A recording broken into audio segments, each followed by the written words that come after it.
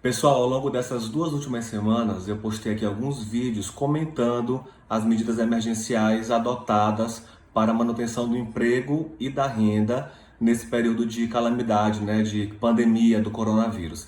Na semana passada eu recebi um direct com uma sugestão de que eu fizesse um vídeo aí resumindo, tentando condensar todas as decisões e as medidas emergenciais tomadas para os empresários, para as empresas, para que elas continuem conseguindo pagar os salários dos empregados, mas acima de tudo que continuem existindo, né? Continuem honrando seus compromissos de aluguel, de conta de internet, conta de telefone, capital de giro, financiamento aí da folha de pagamento. Então, o objetivo desse vídeo é tentar resumir as 8 medidas e decisões emergenciais tomadas em prol das empresas para que elas continuem garantindo o emprego, garantindo a renda dos seus funcionários, mas também garantindo a sua própria existência.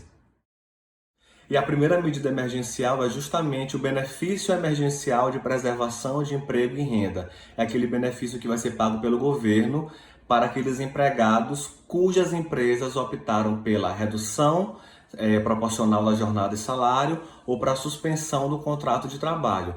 Esse dinheiro que vai ser pago pelo governo aos empregados não se trata de um empréstimo, ou seja, os empregadores, as empresas não precisarão devolver nada no futuro para o governo federal em virtude da adesão a esses programas. Aluguel. Gente, aluguel, não existe nenhuma lei, nenhuma medida provisória, nenhum ato emergencial isentando o pagamento de aluguel durante esse período de pandemia. Isso quer dizer que isso tem que ser negociado entre locador e locatário.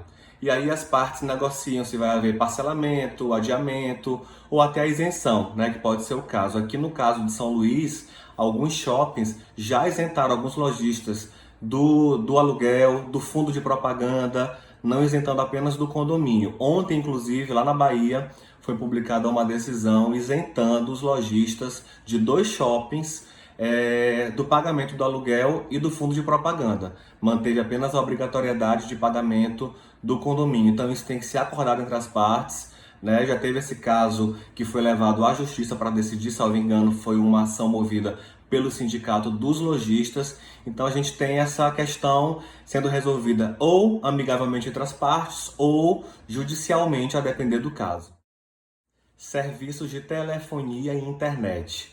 Semana passada, a Anatel já comunicou todas as operadoras que elas estão proibidas de fazer o corte desses serviços aos clientes que estiverem inadimplentes durante esse período de pandemia.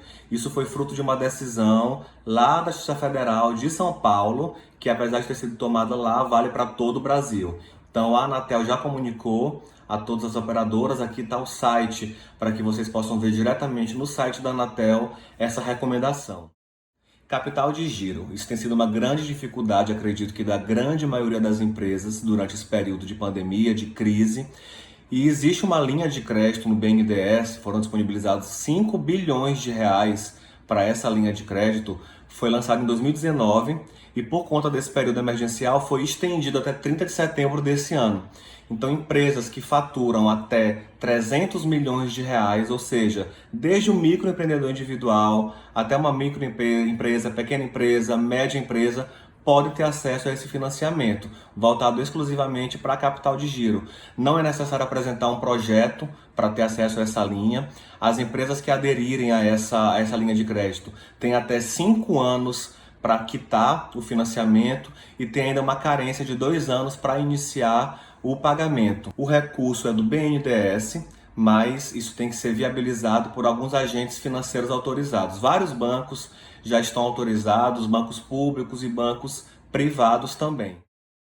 Impostos. Como é que está a situação dos impostos? As empresas que são parte do Simples Nacional tiveram alguns benefícios de prorrogação de prazo. Vocês sabem que o Simples ele engloba tributos federais, estaduais e municipais.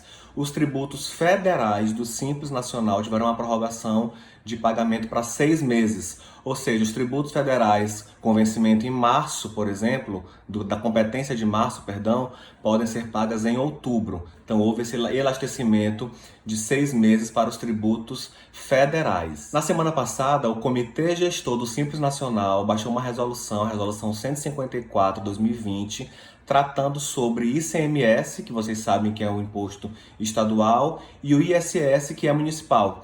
Em relação a esses dois tributos, houve uma prorrogação de 90 dias. Então, por exemplo, a competência de março, que vence em abril, pode ser paga em julho. Então, houve também essa mudança nos tributos estaduais e municipais do Simples Nacional. É importante que não se confundam os prazos, tá? Dos 6 meses do federal e dos 90 dias do estadual e municipal. Em relação ao microempreendedor individual, todos os prazos ficaram com vencimento prorrogado para 6 meses. Financiamento da folha de pagamento. Vocês sabem que teve a medida provisória 944, que abriu uma linha de crédito aí de 40 bilhões de reais para pequenas e médias empresas. As microempresas não estão inseridas nessa previsão, ou seja, somente empresas que tiveram receita anual bruta superior a 360 mil reais e igual ou inferior a 10 milhões de reais em 2019. Esse é o requisito principal para ter acesso a esse financiamento. Como é que vai ser feito? O governo vai pagar 2 meses de salários dos empregados daquela empresa que aderiu a esse financiamento. A contrapartida da empresa deve ser a proibição de demissão dos empregados durante esses 2 meses. Não pode haver demissão se houve adesão a esse financiamento da folha de pagamento.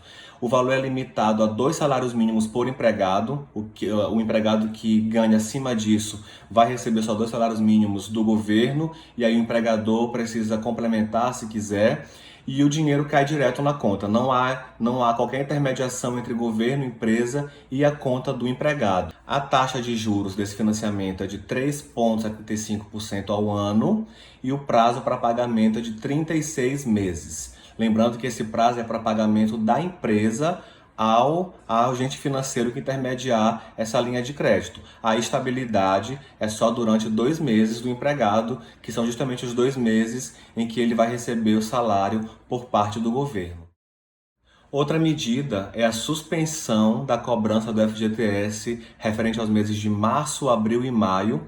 E essas 3 parcelas poderão ser pagas a partir de julho, parcelado em 6 vezes. Então é mais uma medida emergencial que socorre o empregador, desonera um pouco, os seus gastos durante esses 3 meses, mas ele precisa seguir as regras e os requisitos da medida provisória 927, dentre eles o prazo de informação até o dia 20 de junho, senão ele perde o direito a essa suspensão. E por último, houve também a redução pela metade da alíquota daquelas contribuições que o empregador paga para o Sistema S.